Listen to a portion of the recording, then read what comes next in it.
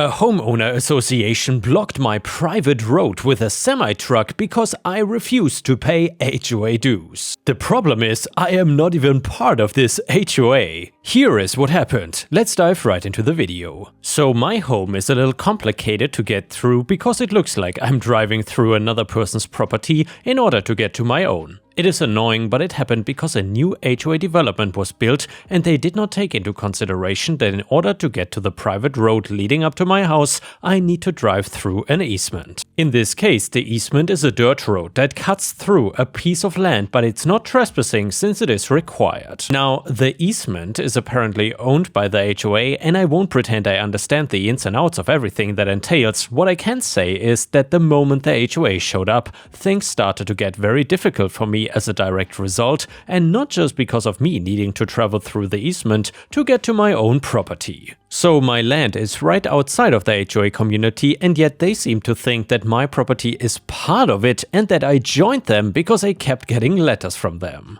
At first just telling me nicely that they were welcoming me and telling me where to send my HOA dues. I figured that it was them asking me to join the HOA, and I just threw it out. Then I started getting fines and bills from them for not paying my dues, along with another fee that they were trying to charge me for using the easement road. I wrote back to them very calmly, letting them know that there was a mistake and I was not part of the development of the HOA. I offered to get the proof of that and send it to them, but they didn't seem to want it. The letters were getting more aggressive and using much more colorful language. I was keeping records of everything I wrote and what I was getting in response from them. I even tried to give them the benefit of the doubt. My letters were not getting through to them, so I tried to go and speak to them in person. Nobody was available, but I left another letter along with a property line assessment showing that I was outside of their borders. Despite the way that they decided to come at me with all the aggression and anger, I was trying to stay calm and believe that things would just sort themselves out. Well, some might call me an optimist for doing this,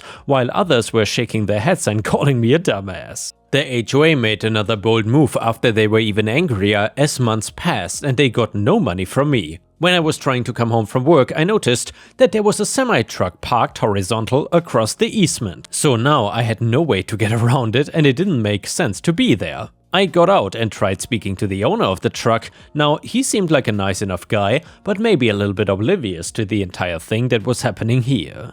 I don't want anybody to get mad at this guy for parking his truck there because he was just doing his job and trying not to get himself fired. So his company was hired by the HOA to put the truck there and instructed not to move it or let anybody pass. I'm sure if he would let me through, he would have lost his job. Me, what if I show you my ID so you can see that I actually live right there up the road? Then can you just move it for a couple seconds to let me go by? Driver, I'm sorry, but I cannot move the truck. I can let you pass on foot, but I really think it would be a bad idea to leave the car here on the easement. The HOA guy seems the type that he would tow it away. Me, great, so I'm just stuck? Driver, I have a number that might be able to help. The HOA guy gave it to me and told me to call him if there was any trouble. Maybe you can call and explain things to him. Then he can give me the okay to move the truck. Well, at least now I had a sure way to actually contact the HOA president instead of sending mail and leaving letters at his office. It seemed like his personal cell number, so I called it and sure enough, he picked up the phone. I told him who I was and that he was blocking the easement and I really needed to get back home. I was trying to keep my cool still, but I would lie if I said I had no anger in my voice. That was when he said something that really started to make my blood boil. HOA, well, you were not paying your HOA dues or the money for the easement, so we decided to ban you from it. We own the easement after all, and we are saying that you cannot use it until your debt is paid in full. Me, you and I both know that I've more than proved to you that I am not even within the borders of the HOA, let alone a member. Now, you might own the property the easement is on, but I know for a fact that you cannot block me from it. It's actually against the law to block somebody access their own property. HOA, well then, I will see you in court in a few years. Until then, either pay up or find a way to make the car fly. I was furious at this point and pacing back and forth trying to come up with something. I finally landed on calling a towing company because there was no way that truck blocking an easement was legal. I asked the truck driver if he would get in trouble if it was towed away. He told me it would not because he followed his instructions to a T. I called the towing company and it turns out that they are very reluctant to tow away semi-trucks due to the size and them usually tracing back to a big company, and that meant tracing back to money. It took some convincing, but I finally said the magic words that got them interested. I will personally cover all the costs and liability. See, to tell you all the truth, I had plenty of money and could have paid the HOA what they were asking, and it wouldn't have hurt me financially, but I refused to pay because I was not gonna let them swindle me out of my money. Using it to get back at them, though, was much sweeter. The towing company arrived and had to make sure the property that the truck was blocking was in fact an easement and not private property. The driver was letting it all just happen too, claiming to the towing company that he was not allowed to move it. I think he knew his boss told him to do something wrong and was glad that he didn't have to continue being the bad guy with it all. The truck was starting to get loaded up, and that was when the HOA president had arrived and started screaming and waving his arms, trying to stop everything. He was not alone either, because he had called the cops on me, claiming I was getting a truck towed off of a private property. He really thought the HOA could own the easement and get to pick and choose who could use it. I had gone back to my house while waiting for the tow truck on foot and got all my evidence to show the tow company, and now apparently it was gonna be seen by the police. The police agreed that the semi was not allowed to be there and the HOA had no right to block me from accessing my own property. The truck was moved and I was able to access my house again, but that was not the end of things. It turned out that I didn't have to pay a penny for the towing, and it was actually the HOA being forced by the truck company to pay for the impound fees, since I guess they rented and assumed responsibility or something. I don't know how much, but I bet a lot more than if it was just a car getting towed away. Then I did just what the HOA president had told me to do, and I took him to court. Not just for trying to block access to my property, but also for harassment and attempted extortion. They were in some serious hot water and didn't know that I had kept all the letters and documented the events of that day. The court agreed and called what the HOA did not only illegal, but also malicious. It might not have been a gang getting payment from a shop for protection, but it was for sure them trying to extort me still. I wish I had more to say about the case, but it was very anticlimactic. They were forced to pay my legal fees and also a settlement for the damages of the harassment and blocking me from getting to my own home. Between everything they had to give me that day and the money for the truck being towed fiasco, they were hurting for money. I got an apology from them as well, but it just felt forced and I didn't even bother to read the entire thing. I did enjoy using that settlement money and decided to use some of it on a nice new gate for my property, right where the easement met my private road, so people and especially the HOA knew where my land started and their BS rules and extortion ended. The HOA could have avoided the entire thing by just leaving me alone from the beginning. Or even making sure their new development did not have the issue of my private road requiring an easement to even go through it. Instead, they figured they were smarter than me and could take advantage because I look a little bit like a hick. Maybe they learned something,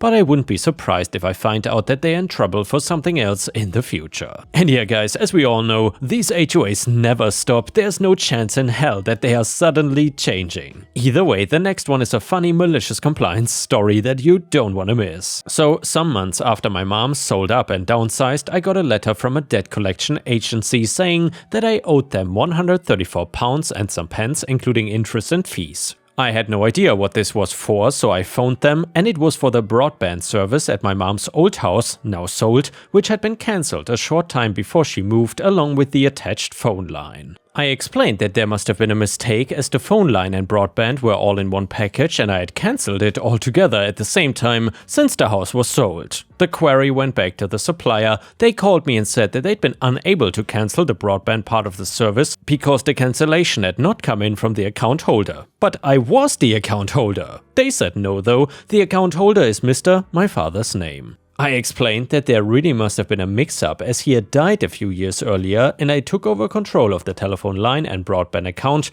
paying that single bill for my mom along with some other regular bills since she no longer had my father's income to cover things. They insisted that they had to speak with the account holder and could no longer speak with me on the matter and refused to speak with me again. Despite all the collection letters and threats of legal action being taken against me, not my deceased dad. They wouldn't take no for an answer, so I drove to his grave, phoned them up and said, "Account holder is here, you can speak to him if you want." I left the mobile phone by the gravestone while I wandered around the quiet and pretty churchyard. I heard some irate voices at the end of the line, so I picked up the phone and asked if they had any joy speaking with the account holder. An angry voice asked what was going on, so I explained where I was and that I would love to know if my dad had said anything to them, since I'd been unable to reach him under 6 feet of churchyard dirt since we buried him a couple of years earlier. There was silence at the end of the phone. I was passed to a manager who apologized profusely and said they would sort it all out at their end. A month or so later, the debt collection agency sent me a letter saying the matter had been resolved with no balance owing. For any who ask why I didn't just pretend to be my father, my voice is in no way masculine and I was not about to go to the hassle of coaching a male friend or getting a voice machine for something so silly. And the next one is a small petty revenge story that is super entertaining. Let your teenager kick me for a 9-hour flight, get stuck on the plane extra long. Yesterday I was flying to America from the UK and a mother and apparent 18-year-old daughter were sitting next to me. She looked younger, but the mom gave her alcohol during the flight that she had ordered, so who knows. The whole flight the daughter had her shoes off and kept elbowing and kicking me with her stinky sock feet while talking loudly. At one point I was asleep and the daughter kicked me awake and slapped me with her jacket. Right before landing, the two of them were physically fighting, play or not. I got hit a few times and told them to be civilized. Now for my pettiness, as soon as the fasten seatbelt sign came off, they got up and obviously were trying to force their way off the plane early. We were in 37GJ, very back of the plane. I threw down my table and kept watching my program, trapping them, and told them, "Patience is a virtue, we will be last off anyway." They were not pleased. When the rows in front were clearing out, I waited until the last second to close up, and as I got my bag out of the overhead, I put it on my seat, blocking them again, and accidentally hit the daughter with my jacket on the way out of the overhead, keeping her bag. There was a very large family behind us that made their way behind me in the aisle, blocking them in again. I did not see them at baggage till 5 minutes after I made it. It didn't affect them a lot, but sure made me feel good. It's the little things. And now let's move on to the next story. It starts like this. So many years back I opened a little beach cafe. Soon after I noticed a gap in the market where a lot of places were selling food but nobody was selling alcohol. I later learned it was because the approval is not as easy as it looks and it involves a lot more inspections and all of that. Still, I passed through everything and my beach cafe was now a beach bar. It was a hit and I had a ton of people coming to get food and drinks. I'm very strict about my employees not serving anybody who's very clearly too drunk, but sometimes it just happens. They can have that one more to take them over the edge and I get a very drunk person in return. This was more common once other places got licenses to sell. People would drink at one place and then come to my bar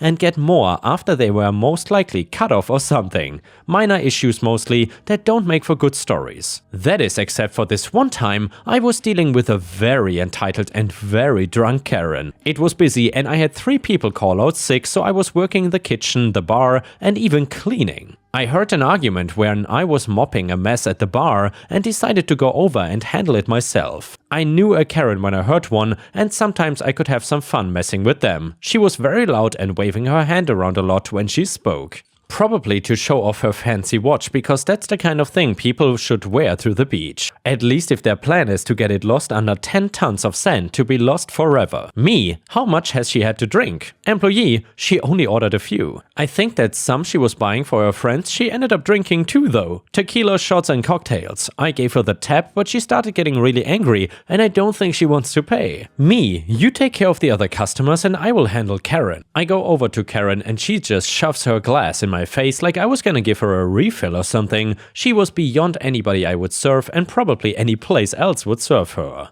Especially with that crappy attitude. Me, miss, I think you've had enough to drink. I need you to pay now and go sober up. We can even give you a cup of coffee on the house. This is something I offer to most people that seem to have had too much. I don't really get a loss financially from it and people seem to like it. Karen, what I need is another drink, but the people here are useless and don't know who I am. Me, I'm sorry, but we cannot serve you anything else no matter who you are. Karen, you don't know that I'm a VIP. The owner gives me a discount and all of you grimy workers don't seem to get that. Okay, I was about to demand payment and kick her out, but I really wanted to see where this was going.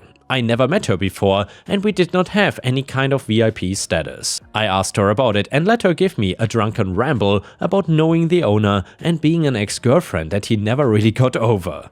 I guess don't tell my boyfriend that. Anyway, also I found out after probing and trying to get her back on track that her discount was for 100% off and she didn't need to pay anything. She then devolved into insulting me and turning from a fun drunk into a very mean one. Something I actually expected from her since she was an entitled Karen after all. My limit was her trying to insult other customers and act like she had the power to get them all free drinks. Me, I'm the owner actually and I never met you in my life. You need to pay your bill now and leave. Go sober up, go party somewhere else, I don't really care. The police have had to be called several times when people get too drunk or simply don't want to pay their bill. Karen did not yell more or try to run off without paying, which is what made her different. I never saw a drunk person this coordinated before. She first took the glass and threw it at my head, shattering it. Then she jumped over the bar without falling and started punching me. Two guys had to pull her off of me and even then it was hard to hold her back. She was screaming how I was scum and trying to scam her that she was gonna make sure the owner was gonna hear about this and I would be fired. She even used the frickin' cliche line of "You will never work in this town again." And once the police got her in handcuffs and I gave my statement including the fact that I wanted to press charges,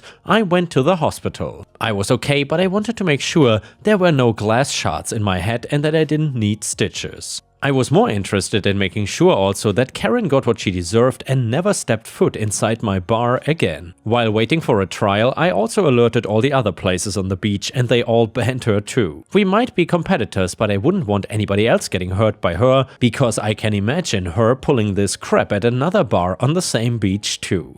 I don't know how long her trial was because I only came in for one day to talk about what happened, explain my injuries and swear that my security footage was true and not tampered with. Apparently her side was trying to get rid of the video as evidence, claiming I could alter it to make her look bad, which didn't make sense with all the witnesses that also saw her attack me and my hospital report. Actually, just now writing this, I don't know why she went to trial instead of just pleading guilty. Maybe this is just on TV, but I thought that you could get an even smaller sentence if you admit that what you did was wrong. Maybe even blaming it on being drunk could have caused her to just go to rehab or something instead of jail. My guess would be that the entitlement is just as bad when she is sober. She was found guilty for assault and battery and got a pretty light prison sentence. That also included, though, mandatory AA meetings while in prison and after she got out. To this day, though, I still have her up on my wall of banned customers, as does every other place on the beach. Even if she just wanted food, she was not gonna get it, and that's perfect to me.